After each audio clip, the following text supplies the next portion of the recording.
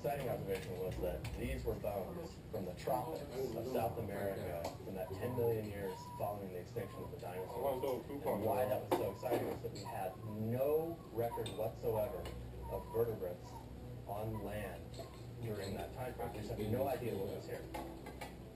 Sarah Hahn was building a laboratory for investigating the lost tropical world. In 2005, Carlos Jaramillo joined the Smithsonian Tropical Research Institute. He was able to guarantee this huge endeavor the long-term backing it would now need. Every time we come here, we are mesmerized with all the new things we found that we never expected. John Block and his colleagues begin their search. It is soon apparent that the lost world teems with animals. Initially, when we started collecting, especially on this slope, there was so much bone that we picked up a lot of things all at once. It was almost like a salvage kind of operation. It's also clear that two creatures particularly thrive. This is a piece of a very large turtle, and right next to it, there's a backbone of a very large crocodile, beautifully preserved. The sheer scale of the fossils is amazing. Turtles with shells the size of pool tables, snub-nosed crocodiles as long as an SUV, and species never seen before. Pick up things very quickly, wrap them up, so we could clean them back at the lab and study. The turtle and crocodile fossils were temporarily loaned to the research team by the Colombian Geological Survey.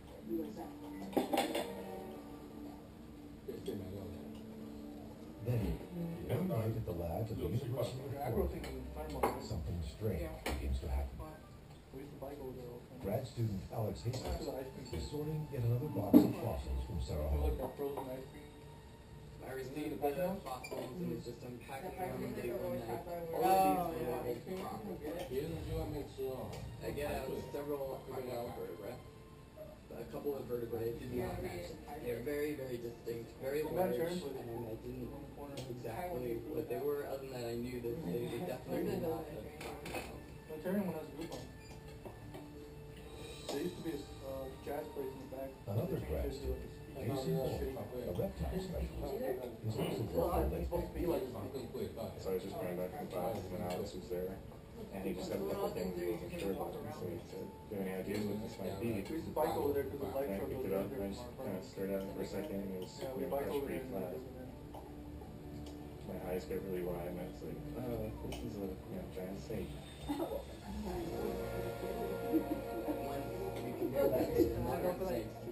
Incredibly clear that they were definitely snake vertebrae, and we were able to figure out that we really had not only a large snake, but the largest snake known to science. Well, there's it has a like the area today. So bad, but it stretches the entire length of the lab. I did the aerial one and then big with the silk shit and stuff like that and all that. We were absolutely ecstatic. It was a very exciting moment, and for that evening, it was really the only people in the world that knew about it at the time. Until the next day, we started getting it done, and everybody else knew. For one evening, we were the only people that knew we had this enormous, massive snake, and we were very excited. Incredible though it is, it seems two grad students have in hand one of the biggest discoveries of the century. It's like finding T-Rex. The next morning, a third person, John Block, is let in on the secret. I just couldn't wait to get in the next day and tell John what happened. And I just remember saying, "Do you know you have the largest snake in the world?" And his face just kind of dropped, and he's just like, "Are you kidding me?" I think probably my reaction was pretty similar to the reaction that maybe my 7-year-old son would have experienced. Just complete excitement and awe that such a huge snake exists. It's a sublime moment that most scientists can only dream of. For a few precious hours, the two young students and their teacher hold a secret of opening up a whole new chapter in natural history.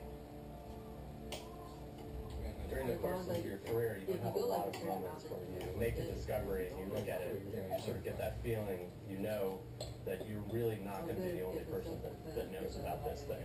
That it's going to be something that everyone knows about. The extraordinary night in the lab will propel John Locke into an age-old human obsession.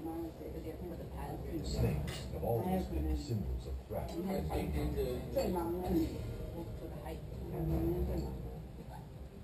From the serpent in the Garden of Eden to the mythical dragon the snakes gave rise to, they are the beasts humans must fight or be destroyed. And animals like awe and terror to cultures from ancient China to the New World.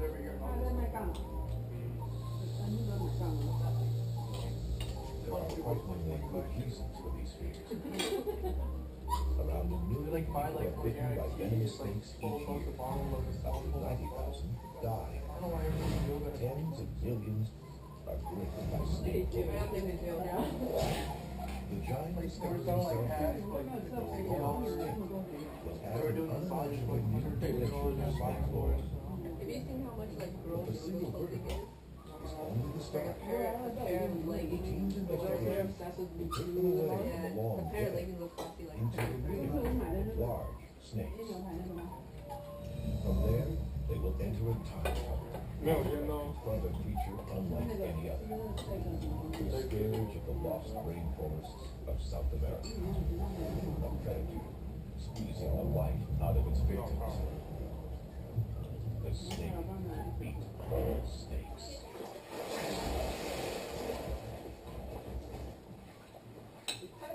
Look at that. It was the fossils unearthed in the vast coal mine of Sarahone that opened up the lost world of 60 million years ago. But these ancient bones give only a glimpse of the creatures that lived there. To see the past more clearly, the team turned their attention to the animals of today.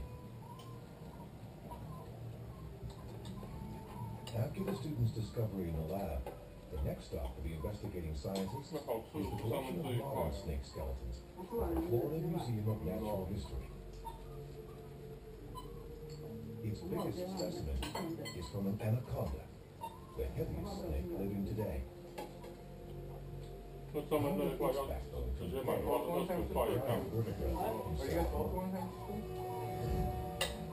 went and got a skeleton of a 17-foot anaconda, which was the largest anaconda we had in our collections. That's a big snake. The largest piece of the backbone of that snake was about this big, compared to the vertebrate that we just unwrapped, which was about this big. I thought, oh my goodness, if this is 17 feet, then this thing must be 80 feet. The team is finding itself swept up in an enduring pursuit. The quest for the world's longest snake. One pioneer was the Victorian explorer Percy Fawcett, who claimed to have seen a 60-foot-long anaconda in the South American rainforest. But he went missing in the forest before supplying any evidence, and was never seen again. In 1912, the former U.S. President, Theodore Roosevelt, offered a prize at the Bronx Zoo of $1,000 to anyone who could produce a snake with more than 30 feet in length. Explorers and collectors scoured the globe from Peru to the Congo, and a 30-foot snake remained tantalizingly elusive. A species from Asia, the reticulated python, has come the closest, measuring up to a staggering 28.5 feet. But not one snake has yet been brought forward that can claim Roosevelt's century-old prize.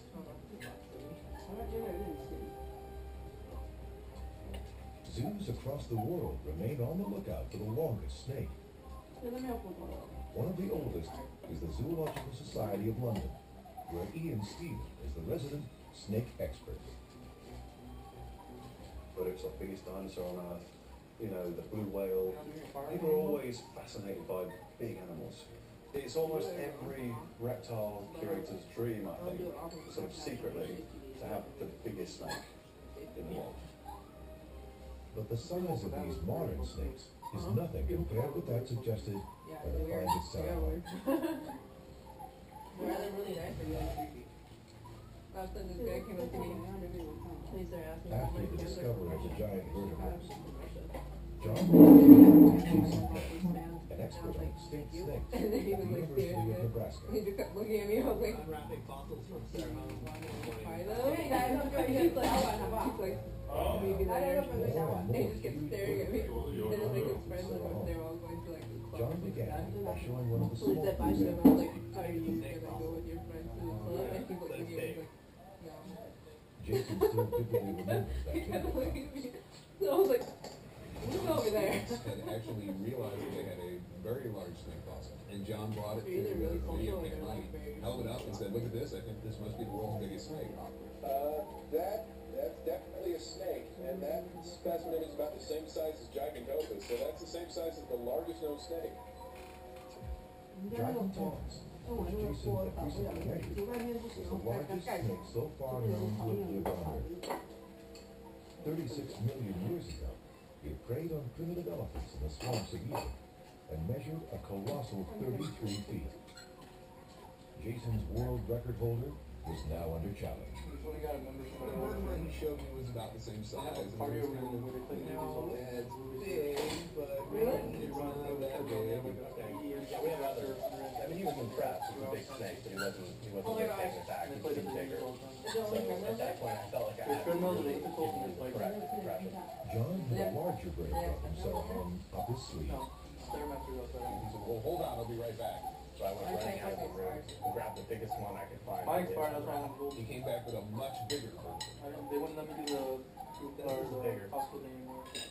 Seeing him holding They this, wouldn't let very me do excited. hospital one in gold. I got it for $14 a That is the month. world's largest snake, John. I was absolutely surprised. It's way better, more power out. Snake I've ever seen. Gotta be the largest snake in the There's no gold out here. If you would have told me that there were snakes that big, the fossil record, There was young Marietta.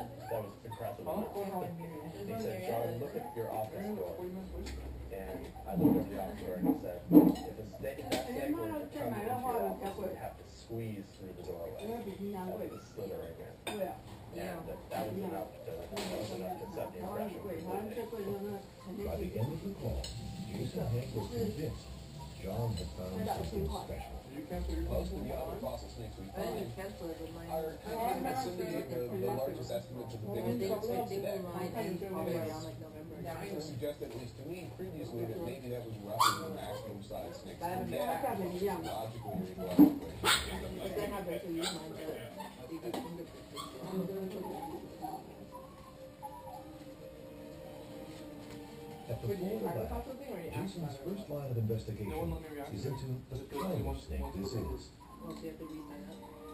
Is it related to a type already known, or something completely new?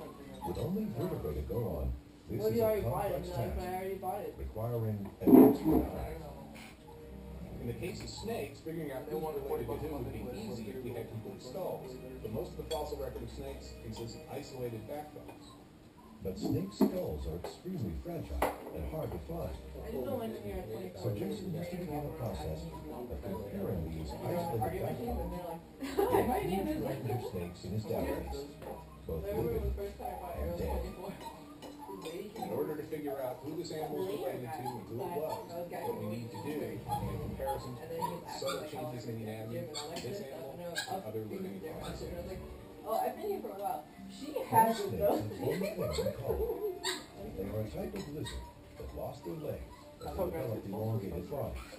Like talking them all on their front belt. They may look similar to the untrained eyes, Plus but they their can't go anywhere. evolution is very Somewhere about 100 million years ago or so, snakes evolved this elongate, limbless, or limb-reduced body plan.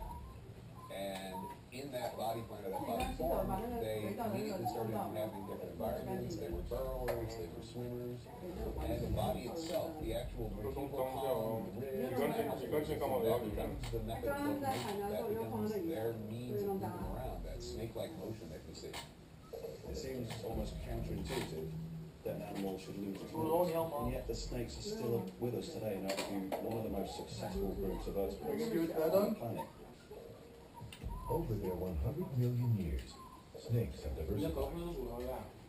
Some families have developed super toxic venom with specialized fangs, like cobras, vipers, and rattlesnakes.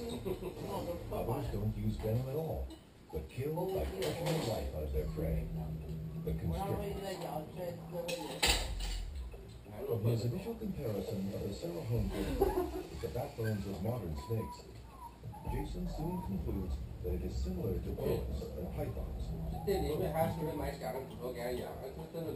snakes that it belongs to are absolutely not venomous. They, of course, play their prey in a very different way. And that's the iconic constricting behavior that everyone thinks about when they think about boas and pythons and anacondas and things like that. To advance their investigation, the scientists must enter the extraordinary and highly successful world of the big constrictors. How do they hunt, kill, breed, and adapt? There's one surprising place to find out. Just 500 miles from the lab.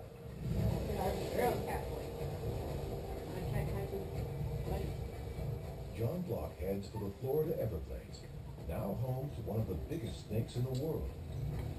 It can grow to over 20 feet in length, and it's not native to Florida. It's the Burmese python.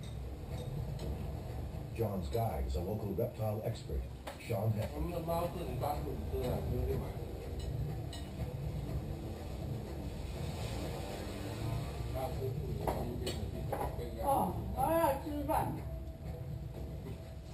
Before they go hunting, John shows Sean the vertebra from the giant snake from CedarF2. We've got a snake for comparison. You got goodies? Yeah. We got here is the cast of the original bone. This is one of the vertebrae. Wait a minute, what? So this is a vertebra, so one piece of the backbone. Get out of here. Yeah. That is impressive.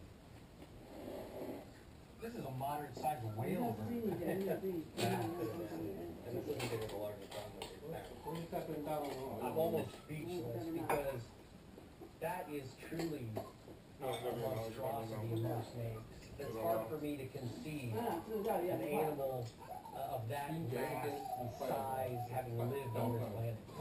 你少来了，人家哪位平常不吃饭的我一个，你在哪里的不？